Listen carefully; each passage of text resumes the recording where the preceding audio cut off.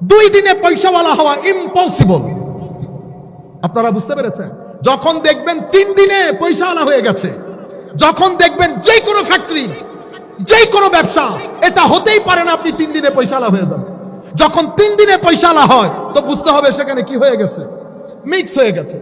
সেখানে যতক্ষণ ঘামে জড়িয়ে টাকা ইনকাম করবেন না, ইয়ান ওয়াজ মাহফিল করিও যদি হয় 2 নম্বর।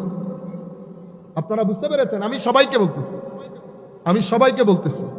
সুতরাং আমাদের এখানে কোনো কোনো কেউ জিজ্ঞেস করার নাই।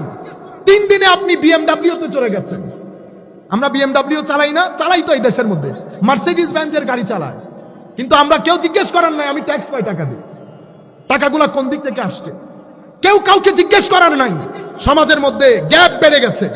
আমার নবী সাল্লাল্লাহু আলাইহি ওয়াসাল্লাম সেটা চান নাই।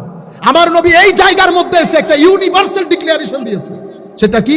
মান গাশশানা ফালাইসা মিন্না। যেই ব্যক্তি প্রতারণার সাথে জড়িত সেই ব্যক্তি আমার উম্মত না।